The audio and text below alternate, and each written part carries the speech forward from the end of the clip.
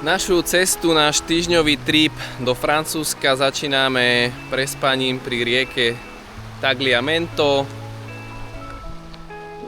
Tu vzadu máme zaparkované autičko, takže vody máme, umyť sa môžeme v autičku sa vyspať.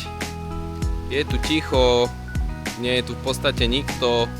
Spíme v takom lesíku, takže verím, že tam bude aj chládok, príjemná teplota. A zajtra môžeme vyraziť ďalej. Obrovské koryto rieky Tagliamento môžete vidieť z diaľnice, je to odbočka len asi 5 km a môžete tu pohodlne v prírode prespať a ďalší deň pokračovať ďalej v ceste. V delte rieky idem si ja naváriť pekne, krásne. Zapnem si várič. Urobím si takéto, mi kolega poradil, hotové jedlo, dneska večer to bude ratatouille.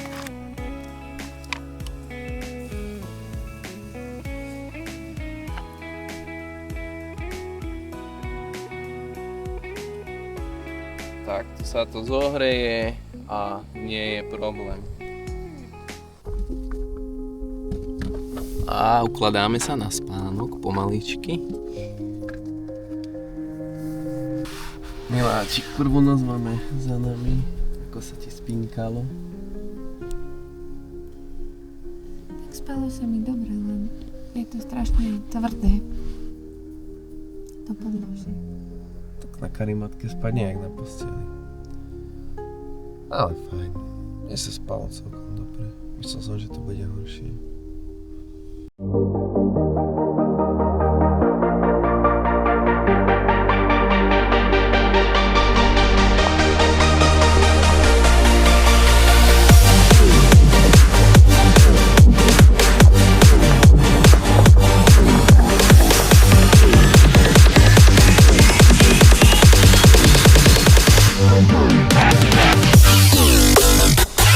Sme sa premiestnili k jazeru Cavazo. Je tu veľmi pekne. Robíme si na takomto mieste piknik, je to aj miesto vyhradené na piknik. A keď sa najeme, tak pôjdeme do jazierka paddleboardovať.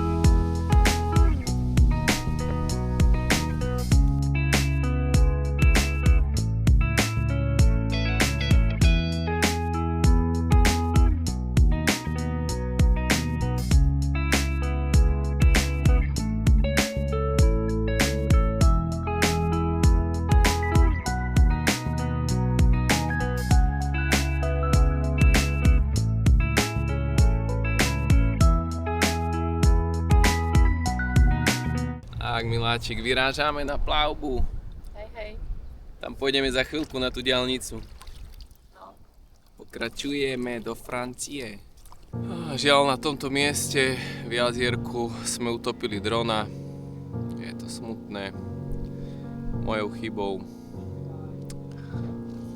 Nedá sa vyloviť, mám tu masku, ale je tu veľmi hlboká voda. Absolútne nevidno ani na dno. Priemerná hĺbka jazera je 12 metrov, takže je to nereálne. Odpočívaj v pokoji. Nech odpočíva v pokoji.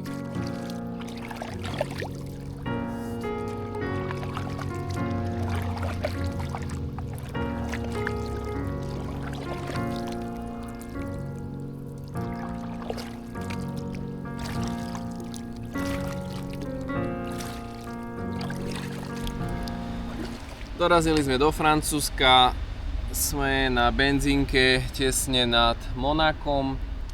No a dneska by som mal niečo také varené, takže dnes to bude kôprovka s vajcom. Idem si to uváriť na variči. Takto krásne. Treba dostať aj niečo teplé do žalúdka. Dobrú chuť. Stačí ohriať a po 3 minútkach môžete jesť. A fakt, že chutí skvele.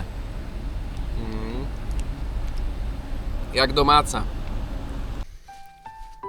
Dorazili sme do Colobry, čo je 30 km od Saint-Tropez. Takéto low cost dobytko. Ideme pozrieť, čo to bude. Ubytko za 55 eur na noc nám ponúkne niečo takéto. Takáto rozťahovacia gaučovka, minimalistický stolík, ale máme aj mikrovlnku, chladničku. To je základ, klíma je a takáto mini kúpeľňa s veckom. Za tú cenu by to aj mohlo byť OK. Naše skromné garážové ubytovanie v Colibri bolo však výnimočné svojim krásnym výhľadom na okolité olivovníky a okolitú prírodu. Jedli sme v podstate na ulici, ale bolo to veľmi zaujímavé. Jaký chutí pred našim apartmánom? Náš apartmánik a la garáž, ale môže byť. Výhľad je celkom dobrý.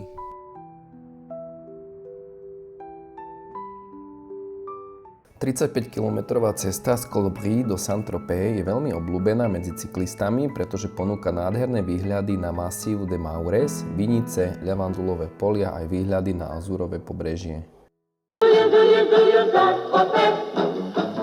Saint-Tropez je malé, ale svetoznáme prímorské mestečko na francúzskej riviere. Leží v regióne Provence-Alpes-Côte d'Azur. Je symbolom luxusu, jachiet a slnečného života, ale stále si zachováva provencálsky šarm.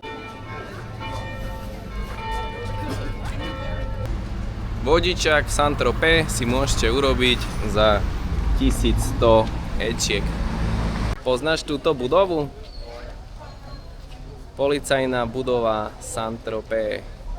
Žandárska stanica ako múzeum, v ktorom sa ocitneš v srdci slávnych filmov, ktoré spravili zo Saint-Tropez svetový pojem.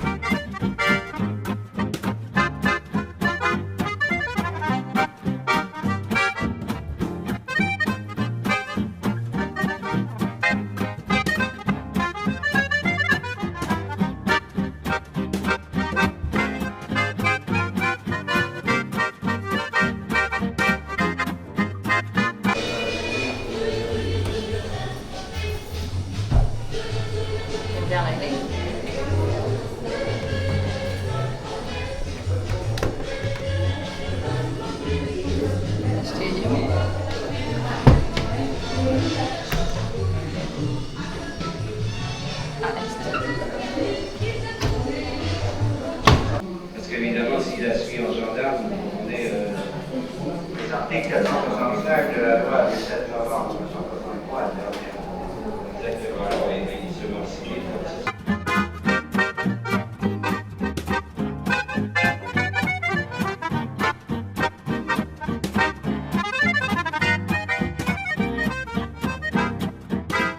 Saint-Tropez sa stalo slávnym v 50. rokoch, keď tu Brigitte Bardot natáčala film A Boh stvoril ženu. Vidieť tu môžete starý prístav, luxusné jachty, kaviárne a umelecké galérie, ďalej citadelu, pevnosť s výhľadom na celé mesto a more. Môžete sa tu okúpať, sú tu krásne pláže, napríklad Pampelonne Beach, ktorá je 5 km dlhá piesočnatá pláž, najznámejšia na riviere. Ak chcete ochutnať typické jedlo, tak ochutnajte tarte tropeciene, lahodný koláč s krémovou náplňou, ktorý vymyslel poľský cukrár. Región je tiež známy ružovým vínom z okolitých viníc. Na trhoch si môžeš kúpiť olivový olej, levandulu, korenie, mydlá z Marse i figové džemy. Saint-Tropez má preslávené bary a kluby ako Les Caves du Roy, kde sa stretáva svetová elita. Ale pokojné večery na promenáde s výhľadom na jachty a západ slnka patria k zážitkom, ktoré si určite zapamätáš. Keďže my máme radi výhľady, oslovila nás citadela v Saint-Tropez, ktorá sa nachádza nad mestom len pár minút chôdze od centra a z jej hradieb je nádherný výhľad na stredozemné more, prístav a celé pobreží Côte d'Azur. Bola postavená na začiatku 17. storočia na ochranu mesta pred pirátmi a nepriateľskými loďami.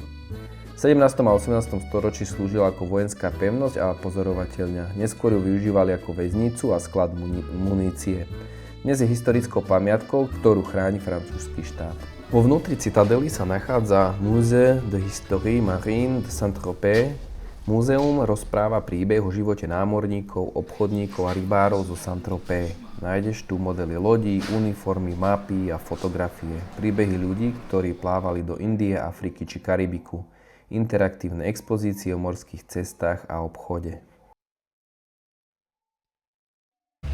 Ak by ste nevedeli čo s peniažkami, tak táto tu košielka Gucci vyjde iba 2100 eur. A táto kabelka Gucci 3500 eur. Ak chcete ísť do tohto obchodíku za mnou, tak musíte zazvoniť na zvonček, príde pán v obleku, otvorím vám dvere a môžete tak vstúpiť dnu. Ani sa tomu nečudujem, keďže kožená košeľa za mnou stojí 9100 eur, viac ako moje auto.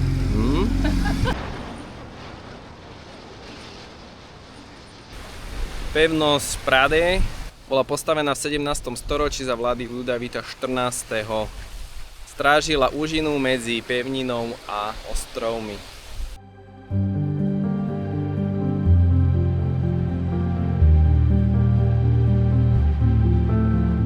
Vstup do pevnosti stojí 6 eur pre dospelých, 3 eur pre dieťa, takže idem si to radšej poplávať na paddleboarde. Pevnosť od mora nemusela mať ani vysoké múry, keďže je postavená na pomerne mohutných skalách.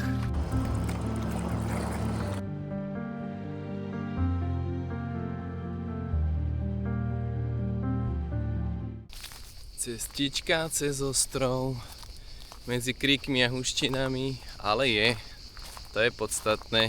Ile du Grand Ribal. Je to 16 hektárový ostrov, má 16-metrový maják z roku 1953 so svetelným dosahom 15 námorných mil. Taktiež Napoleonskú pevnosť, ktorá je za mnou, malé prístavisko a je súčasťou Natura 2000. Pobrežie lemujú útesy a vo vode rastie psidónia, ktorá je plná rýb. Stojím na Napoleonskej pevnosti. Idem pozrieť dole, či sa bude dať ísť.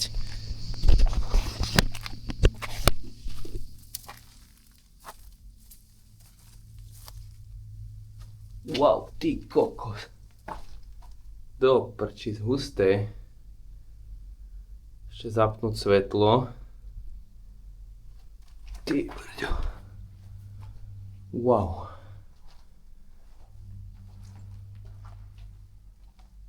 No, na neobývaný ostrov. Celkom slušné.